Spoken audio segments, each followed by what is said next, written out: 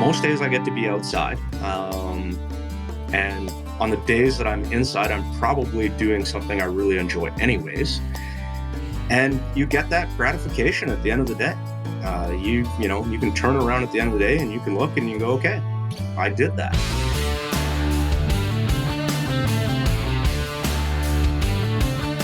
Welcome to the Fine Homebuilding Pro Talk Podcast, a regular discussion with building industry professionals. This is Senior Editor Patrick McComb.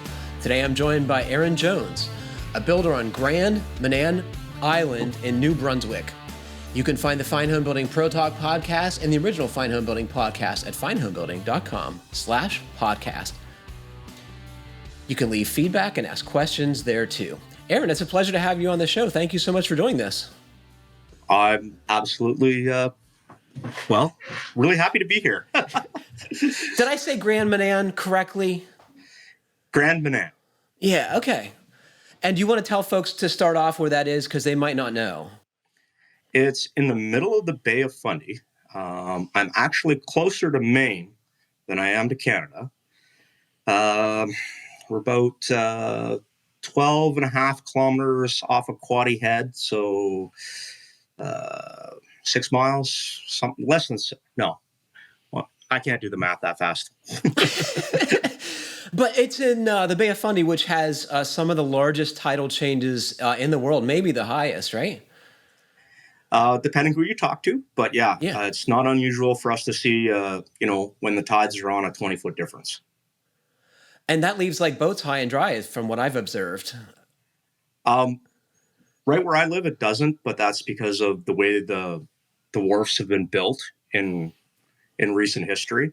But there are places still in the Bay of Fundy where fishermen tie up, and when the tide really goes out, the boat is literally sitting on the ocean floor. I gotta ask, how did you get there? And were you a contractor before moving there? Yes, actually, we came to Grand Manan for a commercial project. We had a commercial framing contract with a larger general contractor. Framing sort of got extended. It was a government project. There was a few typical commercial project problems. And along the way, the general contractor asked us if we'd stay on and do the siding. And next thing you know, we'd been on Grand Manan for a whole year. And then you decided to move there yourself? Well, not a remote, but a semi-remote location, typically accommodations are hard to find. So in the process of being on that job for a year, we acquired a house, which we thought would be a vacation property. But we also met some people and sort of grew accustomed to the quality of life on the island. And we spent a couple of years traveling back and forth between the island and the mainland. And then one day Gina turned around and she said, I've booked the entire year on the island. And the rest is, kind of history. We've been here full time since. That's really cool. So how many people live on the island? And you said you said it was 12 kilometers long. Is that correct? No, it's about 24 kilometers long. So that's about 15 miles long, and it's about 11 kilometers wide, 7 miles wide. And it's like, 1,200 people? No, we have around 2,500 full-time residents. And I would say we probably swell to 3,000, 3,500 in the warmer months. There's quite a few vacation properties on the island. There's some people that are retired, semi-retired, that spend part of the year here. What's the weather like? Very New Englandish. on the cold New Englandish spectrum, I would say. You froze up there for a second, but we're, very typical coastal Maine weather, only we're right in the middle of it. So, we're tempered because we're surrounded by water, but at the same time, we see all the negatives of that too, right? Fog, wind, yeah, Weather. yeah. Do you get a lot of snow? Uh, at times, in the short time that I've been on the island, we've had a winter where we didn't know what to do with the snow. And then we've had winters like last winter where we'd have snow for a few days and then we'd get some rain and it would disappear. And, it's not unusual for me to have to shovel the driveway and mow the lawn at the same time.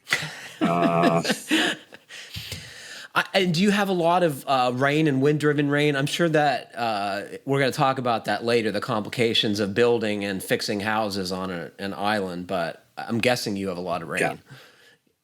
Weather is definitely a challenge. I think our province annually sees around 46 inches.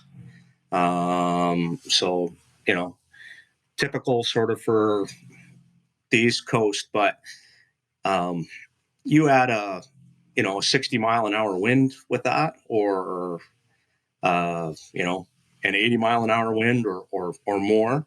It's not unheard of to see 140-kilometer, 160-kilometer-hour wind here. Wow. Well, I bet that keeps you busy. Because buildings start to blow apart at that. Unfortunately. Yeah.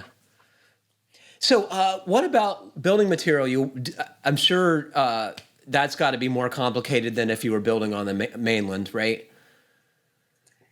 We're pretty fortunate. We do have a home hardware on the island, so we do have a hardware store on the island, and they try and keep a decent amount of material on hand, but you do have to plan ahead. You can't assume that if you're going to start building a house tomorrow, they're going to have everything there for you. You've got to order ahead. And if you've forgotten something, if it's not on the shelf, you can't go to, the next hardware store down the road. There isn't one. You've got to either hope that somebody's already on the mainland and coming back that can pick it up for you, or, maybe if you're lucky, somebody will run it down to Black's Harbor and put it on the ferry for you. But you definitely have to plan ahead. So like the hardware store, in my town, they have, maybe 2x4 8-footers, and they may have like, bags of Sacrete, but they don't really have any panel products or any longer length lumber or wider dimensional lumber. Can you get that stuff at the local hardware store? They stock it because they know that, reasonably speaking, it's going to be used. Between the fishing industry and, building and repair work and that sort of thing, the products move. So if I needed a 2x10 8, I could go to the hardware store and probably get one. If they didn't have a 2x10 8, I might have to buy a 2x10 12, but probably or a 2x12, or you're gonna have to I'm probably improvise. I'm probably gonna get something. It might not be what I want, but I'm gonna be able to get the job done. That's pretty cool. What about like if you have a new build and you need a whole lumber package? What's the scenario there, or a big addition, or even a small addition? Plan ahead. Especially in recent times. Yeah. What have you had difficulty getting, especially? Everything. If it wasn't, tubs were ridiculous. To Bathtubs. get anything. Yeah. I think at one point we were like 3 months for a bathtub, I think. Was it anything like a special? fiberglass shower unit? No, just a normal. No. Wow. Just stuff that you wouldn't think would be a big deal was a big deal. And just the roller coaster with pricing. When the pandemic set in and we saw like the writing on the wall, and our suppliers are calling us and saying like next week 10%, the week after 10%, 7%. We literally stockpiled our driveway and a bunch of our customers' driveways with as much material as we could reasonably forecast.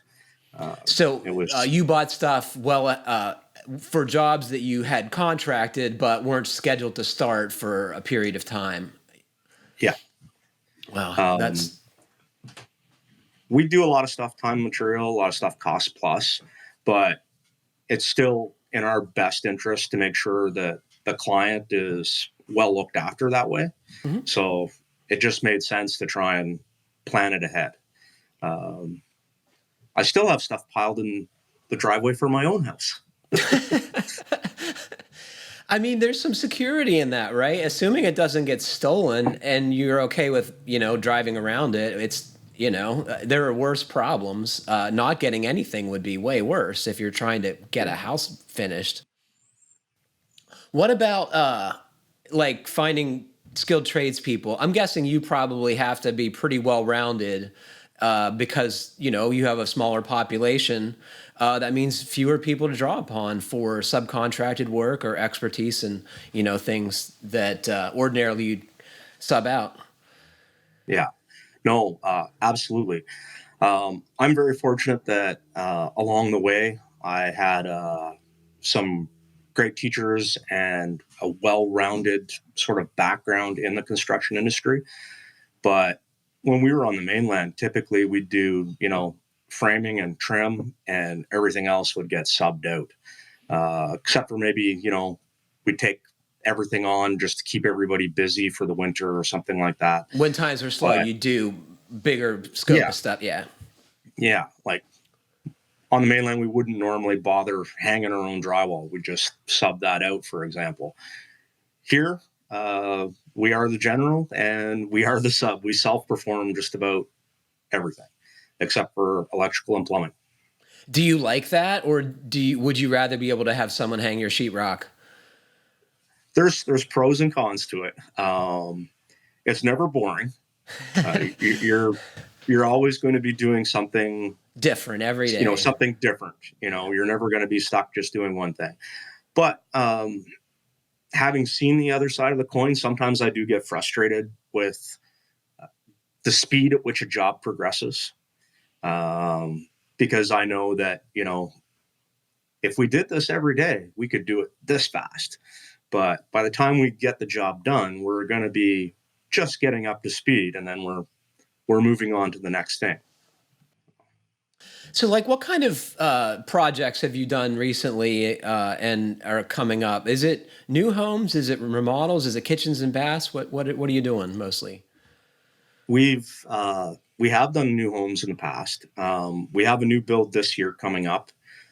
I think I'd have to ask for sure, but I think we're breaking ground next month, I think.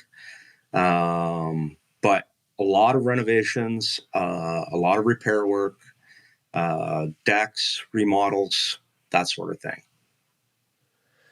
And Big Dog Construction, the company you work for, is it a design build firm, or are you getting designs from other folks that you're executing? It depends on the level of design. Like for, say, a bathroom remodel, Gina will sit down and go over every little tiny detail. For a new house, we, like to see either an architect or at the very bare minimum, a draftsperson involved in doing those plans. We probably could draw them in-house, but it doesn't make sense to. Mm-hmm. There's still so many details to go over on a new build, from what type of faucet you're going to have at the kitchen sink to, what type of countertop you're going to have on the vanity. It's, everything's got to be spelled out in the spec. And that takes time. So you'd rather pick it up after that work has been done when you can. Well, I'm very fortunate. I don't have to mess with any of that. Because Gina, the business owner, does this, right? Yeah, I'm very fortunate. we're partners in life as well as in business, and she looks after all the stuff that I don't particularly care to do. So it works very well. It's not That's for cool. everybody. Not everybody can pull this off, but it works for us. So, it seems that my wife and I have worked at the same place for most of our adult lives, and it can be tough to get away from it at times. Do you find that to be the case too? It can, but we both have the ability to like look at each other and say, okay, that's enough. We're done with work We're for off today. work now. Yeah, we're done. And I mean, you have to be able to flip that switch, because even though my head might be racing and I want to have a boardroom meeting and solve this problem, Gina might have just spent like an hour and a half on a Zoom meeting trying to sort something out with a client, and she might be all done. Yeah. And it goes both ways, so Yeah. That's it good. works for us. It's not for everybody though. Yeah. So I'm guessing a lot of your work involves repairing stuff from rot, bad weather. You and I talked on the phone at one point, and you said that a lot of stuff is amateur hour, and you find that later when you have to go back and fix it. Well, there's a couple things. Basically the major industry on the island is fishing. So if you have a house and you don't have somebody to repair it, or maybe you can't afford somebody to repair it, you do the work yourself. And as you well know, the 90s were kind of a dark time for the industry. And there's a lot of practices that, we're all guilty of following at that point in time that we would never dream of using now. And we could sum it up, I think, by saying bad water management, right? I think, is that a fair way to characterize it? Yeah. And then you couple that with some old housing stock and maybe some renovations where people didn't understand that you can't mix the building science of, we'll say 1890 with 1980. It doesn't work, right? So I don't know if amateur hour is correct, but it's just a case of, you can't know what you don't know. And there is a lot of that. And to that end, you invented, I don't know if it's a worldwide holiday or US or Canadian holiday, but you've come up with Flashing Day, and we should probably explain to folks what that means. Well, it started off as National Flashing Awareness Day. And then with the aid of Mike Gutrin, it quickly became International Flashing Awareness Day. So I would say we'll have to get you a shirt for this year too. I would be proud to wear a National Flashing Day, International Flashing Day shirt. I totally would. So you have to go fix this stuff, I'm sure. And do you find like houses are, compost behind the siding sometimes? Yes. There's a few years ago we did, it wasn't even our project, but we were called in to help. And it was 2 stories, and we took the exterior walls out with basically our hands. There was nothing left. The windows had become structural. So what was the big flaw with this house? I just got to ask. The windows were not necessarily the greatest to begin with. And we know that sometimes windows themselves fail. And the other thing was lack of flashing. But it was a typical construction methods that you would see from sort of that mid-90s era. I'm just shaking my head, power right? was turned in. There was, no a little flashing bit of over windows. Yeah. Yeah. And that was it. So basically once the exterior caulking let go, water had just begun funneling into these exterior walls. And, it was at the point where the dry rot looked like the wood had burnt. You know it hasn't, but Yeah. it's that looks charred, but it's not. So I'm guessing the fix is just to go around in small areas and rebuild this stuff. Is that how you do it? Typically, I try and stick to one wall at a time. Yeah.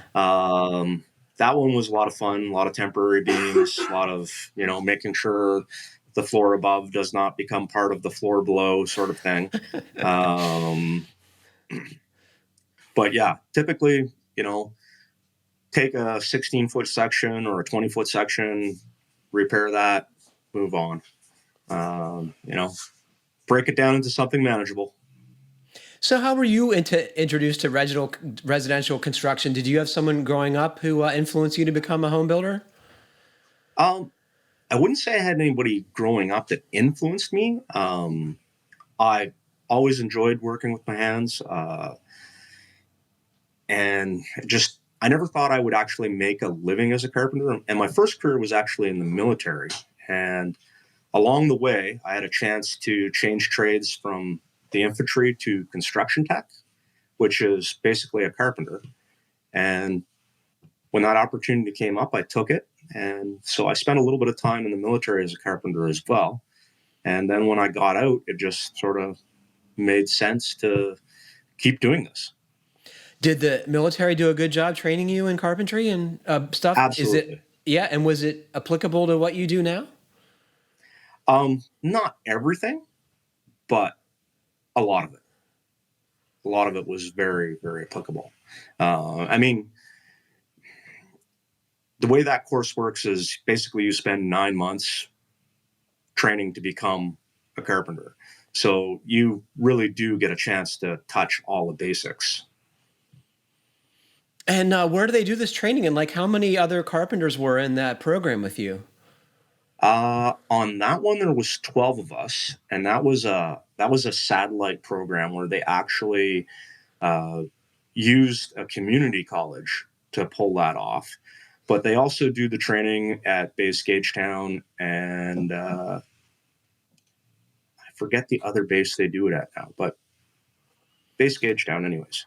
And this fascinates me because militaries have to get good at training all kinds of people to do all kinds of stuff. Where did the materials come from? Was it video driven? Was it boring lectures? How do they do that? Typically you spend the morning in the classroom doing, all the theory sides of things. And then the afternoon you go out into the shop and you put, what you learned today into practice. And, there's little projects that, how to make a miter joint, a half lap joint, jack miter, little things. And, you start with some basic joinery and then you move up and we made a folding sawhorse with, a step that was mortised and tenoned in and little things. That's awesome. That's really cool. I don't think I've ever talked to anyone who's had military training as part of their trade career, but I might be wrong about that. I think maybe somebody in the HVAC industry I interviewed was trained because they have all those needs too. Absolutely. In a podcast I heard you interviewed on, the Contracting Handbook podcast, you talked about making the switch from being a business owner to an employee. Can you talk about that and how was that? I bet that took some changes of outlook. Can I say? It did, and I thought it was going to be very, very easy at first. Because basically you're saying, okay, here's a line. This is the stuff that I do well and I like. And this is the stuff that I can do, but it's not getting done because I don't like it. And so you're getting rid of all that. And basically that's what happened is, we sort of drew a line, and Gina took all of the administrative planning, pre-qualifying, all the yeah, front end stuff, and then the yeah, all business. the and a lot of the back end stuff too. Yeah. And basically, I got to just worry about running the job. So I wasn't coming home at night, checking my messages, answering emails, trying to do estimates, and, still having worked, an 8 to 12, 14-hour day, depending on how much travel was involved. Yeah. And so now, I have to put in my 45, 50 hours a week, depending on what's going on. Sometimes it's only 30 with weather.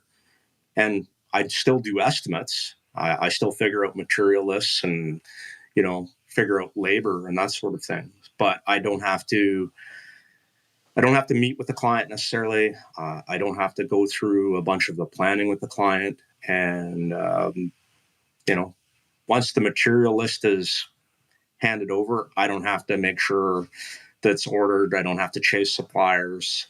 I don't have to make sure bills are paid. I don't have to make sure people are paid. From my perspective, that sounds like the dream career, man. Well, like I said, it works very well for us, and I'm glad that I did it. But when you let go of that control initially, and typically people in our industry that are good at what they do, on some level, they're a little tiny bit of a control freak. I wholly believe that. Yeah. So there was some growing pains handing all that over. There definitely was. But was it here we a gradual transition, or did you guys just one day say, all right, this is going to be our division of labor from now on? I would say it was a one-day transition that continued to evolve. Yeah, fair enough. In that same podcast, you talked about your current role is partially training new hires and those with less experience. Do you like teaching people to be a carpenter or to do trade work? I do, and you have to.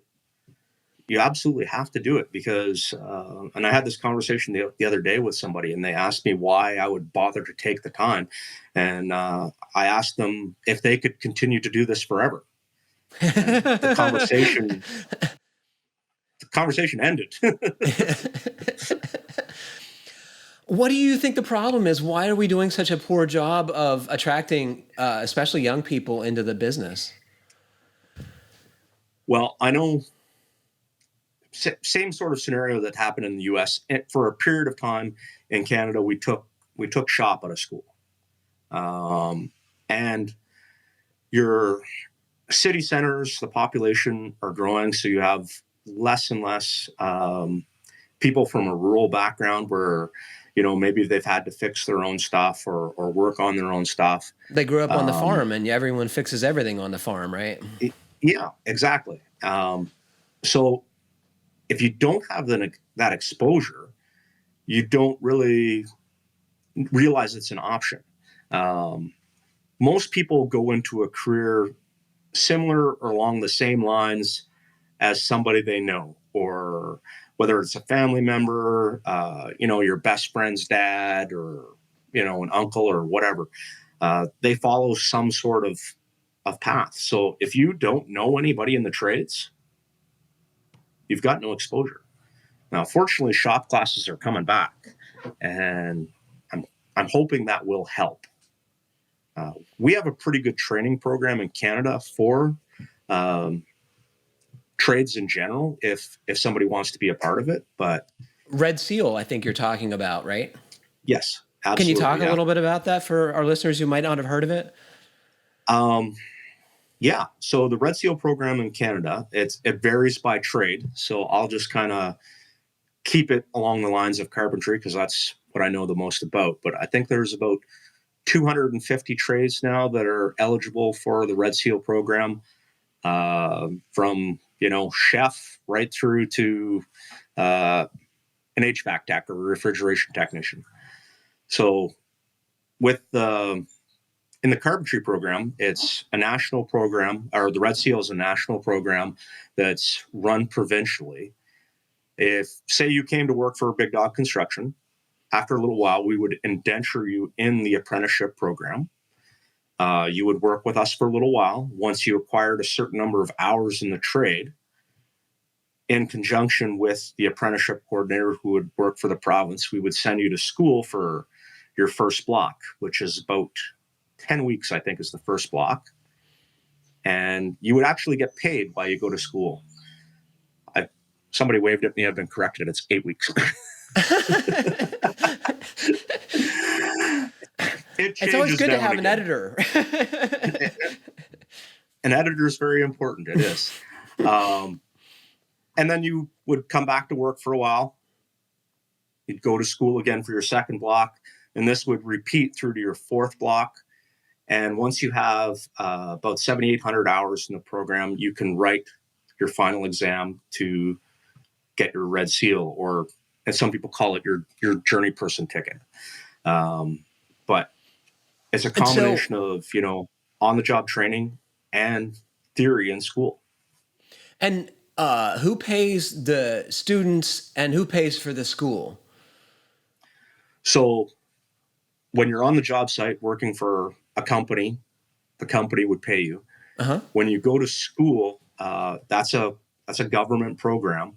So basically, you can get unemployment insurance while you're going to school for those number of weeks. So it's really the best sort of gig in town. And you get paid to go to work, and you get paid to go to school. And do you think it does a good job preparing tradespeople do they know stuff enough when they get out? Yes and no. There's variables in everything, right? Sure. Everybody's different, and depending on the teacher you get, where you're going to be at. Nobody's going to know everything, but you always have the shining stars, and you have the people who are sort of a little lower on the curve. Like any educational program, right? You're going to have folks that take full advantage and get everything they can out of it, and folks who are going to squeak by. Yeah. And you're also going to have, people that got a 98 on their exam, but have trouble understanding how to lay out a wall.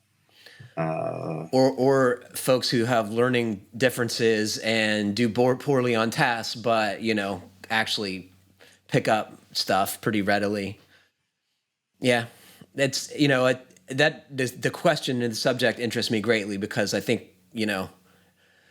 we all got to do a better job because we're running out of people. No, there's not enough of us. And I think don't quote me on this, but I think the average age of a carpenter in New Brunswick right now is 58.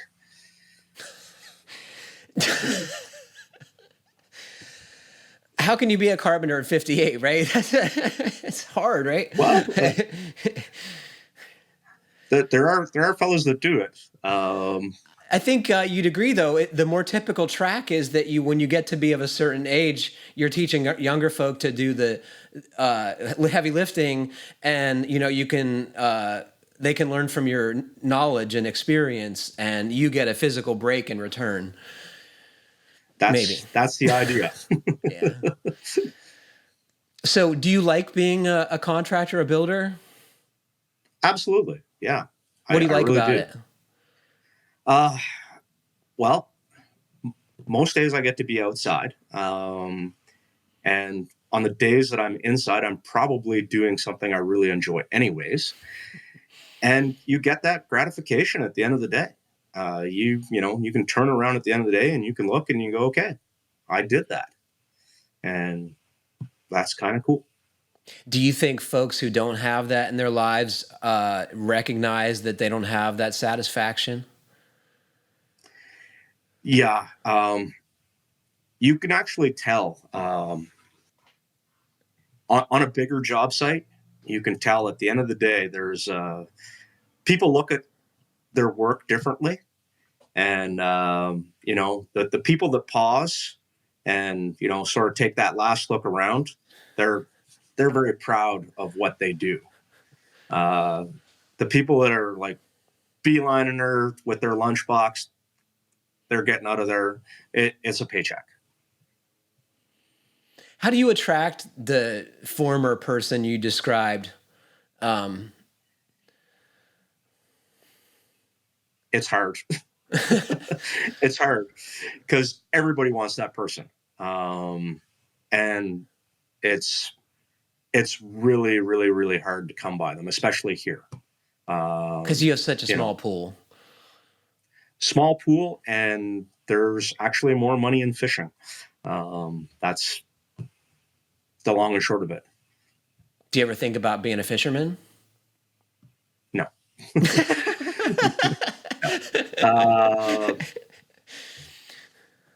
25 years ago might have crossed my mind, but that boat has literally sailed. So you like being able to, get satisfaction from seeing what you do at the end of the day. What could you do without? What would you rather not have as part of your life as a contractor? Would not have as my life. I don't know, because without the bad, you wouldn't recognize the good. But it would be great if everything was always available on time, all the time. I'm sure COVID has made that worse, right? It really has. It really has. The lead times on a lot of things have been crazy. So I was talking to a friend who's a contractor about carrying costs. When stuff is delayed, material, or there's not enough trade people to finish a job for, whatever trade or sub-trade. As a GC, your carrying costs don't go away. You're still paying to run that job. How are you guys absorbing that money, or what are you doing about it? Well, we're pretty fortunate because the way most of our contracts are set up, they're cost plus or time and material. Now, that being said, there's, all kinds of little clauses and stuff that go in there. And I don't really have to worry about that too much. That's Gina's department.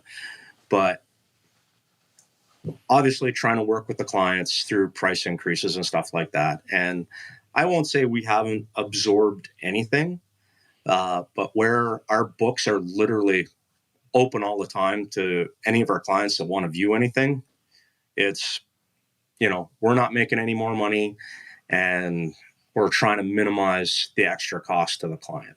And that's all we can do. So you still wear a tool belt every day, right? You're working. I'm guessing you have the typical body aches and pains of any carpenter who's been doing it for a couple decades, right? Is there anything you would tell your younger self about staying healthy? Eat well. Just because you worked all day doesn't necessarily mean that you don't need to exercise. Stretching is a really good idea. And just because you can doesn't mean you should. So when you say eat well, what do you mean? I'm guessing you're meaning no fast food as a starter, but maybe you have a more comprehensive view on that. Well, when you're younger, you can do whatever you want, typically, especially if you're working physically every day. But somewhere along the way that kind of catches up with you. And, if you have all those good habits for your entire life, it's not an issue when you're in your, late 30s, 40s. Mm-hmm. What about hearing loss or what? That's that's one I wish I could tell my younger self. And I've heard a couple times folks say similar things. Well, my first career was in the military, and in the infantry. 90s. Yeah, in the 90s, the hearing protection in the infantry was not stellar. We'll put it that way. So I was already in trouble before I even got here. Yeah. And then when I started to look after people, I had another issue where I already had hearing damage. When I put earplugs in or put earmuffs on to do certain tasks, I couldn't hear what was going on around me. So that led me to not use hearing protection, which was, down the road we go. But yeah, there should be a set of earmuffs or earplugs hanging off every table saw and that sort of thing. I've heard a couple carpenters speak recently about skin cancer and how they've had to have things taken off them, and they wish they could tell their younger self to put sunblock on or wear more clothing. Have you heard similar things from your peers? It's true. And there's somebody that reminds me on a regular basis, just because I have like a permanent farmer tan, that maybe, sunscreen could be, a good idea. But, when I think back to like my grandfather, when he was working out, in the field or whatever, he had long sleeve shirt on. It was, 30 degrees Celsius. Right. And, long sleeve shirt on. But, yes, big hats and keeping covered up. Probably we should do more, or use sunscreen. Do keep sunscreen in the trailer, and I am starting to get better at using it. But, old dog, new tricks, things in increments. I know it, man. So this is the best part of the show. We touched on it a little bit before we started recording, but can you tell me about your own house? You got any problems you're ignoring, either willfully or unintentionally? I'm not ignoring them, but they are taking longer than they're supposed to. So we started our own renovation last year, and we were supposed to have 4 weeks. Due to some schedule shifts and whatnot, we tried to cram it into 2 weeks, and obviously you can't make up 2 weeks in 2 weeks. That would be a cool trick, and I'm sure folks would ask about that on the next podcast, right? How did he do that? So once it was no longer a job and it became, an evenings and weekend project. Yeah. When I was 25, probably would have pulled that off. Now in my late 40s, it's not happening at the required speed, but. Is that okay? Or is this bugging you? What about Gina, I should ask, more importantly? We're surviving. We've done this a couple times in the past, so it's not the end of the world, but things are on the upswing. And plus there's been some issues with materials and COVID and whatnot. So my siding is sitting on the front lawn. I just haven't actually got it on the house. Can you talk a little bit about what you're doing? Is it what are you doing to the house? So the part, well, this actually used to be a porch that we made into part of the house. And the first part of the house is actually a Sears kit home. Cool. It was from the early 60s. And then somewhere in the 70s, somebody put a piece on. And it was basically some fishermen got together with whatever they had left over from money from the end of the season in the early 70s, and they put this piece on. And it leaked like a sieve.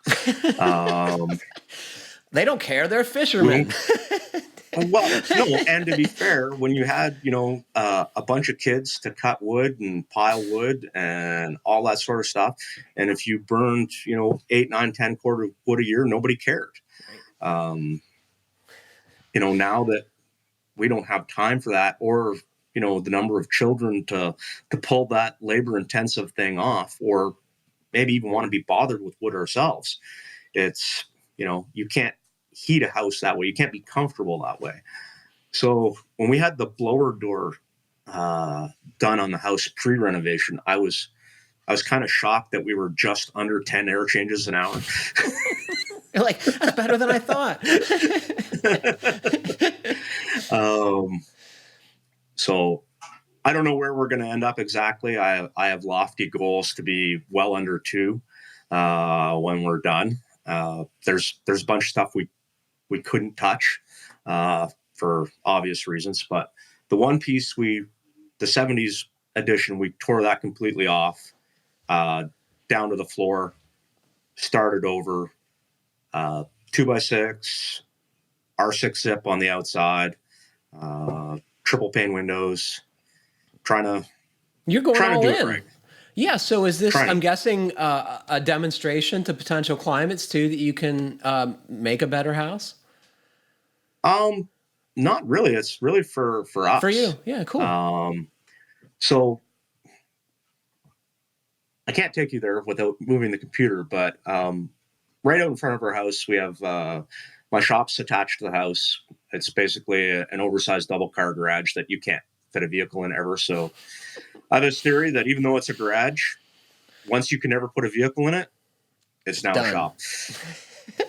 And we have it's almost a flat roof, and we have a deck out over top of that, and it faces the wharf. And part of the reason of doing a reasonably well insulated wall and the triple pane windows was to cut down on the wharf noise, because sometimes fishermen leave at 4:00 in the morning, and they're diesel engines are loud. Yeah. And you can't can't be that guy, right, who says, can you guys start a little later? No, they were here long before I was. So when do are you trying to finish up the house by a certain date, or are you letting it play out as it plays out? Well, our trim package is sitting in Fredericton, and I think maybe next week Gina is going to go get that. So as far as the interior, I have no excuses not to do something on a rain day now, which is fine. But the siding, I am hoping to have that finished before August. That's a lofty goal, but if you set the bar this high and you fail to meet it, well, at least you set the bar. Right. And, without goals, what do we got? That's it. So, what about the weather? Is there a point where you can't work outside reliably, or do you just plunge ahead like folks in many parts of the world? I try and be smart about it now. There was a point in time where it didn't really matter, as long as there was a level of production that was able to be maintained. I would just work regardless of the weather. Now, if it's a rain day, if I can shift gears and move indoors and be more productive, definitely I do. When I was framing in Manitoba, minus 30, you just moved faster. That doesn't describe my experience with it, Aaron. Let's move to the truck, turn the heat on. But, now here in New Brunswick on the island, if it's, minus 10 and it's blowing, well, maybe we do and maybe we don't. It just depends on what else we have on our plate. Smarter, not harder. Contractors have to make those kind of balancing choices all the time, right? What am I going to be most useful doing today?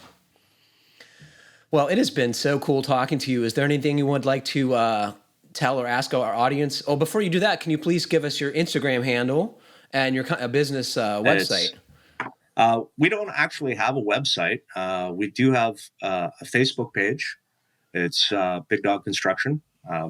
We're on Grand Manan, so it's not hard to figure out who we are. And bigdogconstruction.gm is my Instagram handle. And if you're looking for Gina on Instagram, it's Big Dog Life ×3. It's fantastic. So is there anything you'd like to ask or tell our audience before we go? Well, I know you have a lot of people not in the trades who watch this podcast. So if you're even just have the slightest inkling that, trades, whether, it'd be an electrician, a plumber, carpenter, whatever the case may be, might interest you, talk to somebody in the trades. Go hang out with them today. Give it a shot. That's great advice. I hope they do that. I do too. I need help. Well, unfortunately, that is all the time we have for today. Thanks to Aron Jones for joining me, and thanks to all of you for listening. Please remember to send us your comments, questions, and suggestions to fhbpodcast@taunton.com. And please like, comment, or review us however you're listening. It helps other folks find our podcast. Stay safe, everybody. Keep craft alive. Happy building. Thanks a lot, Aron.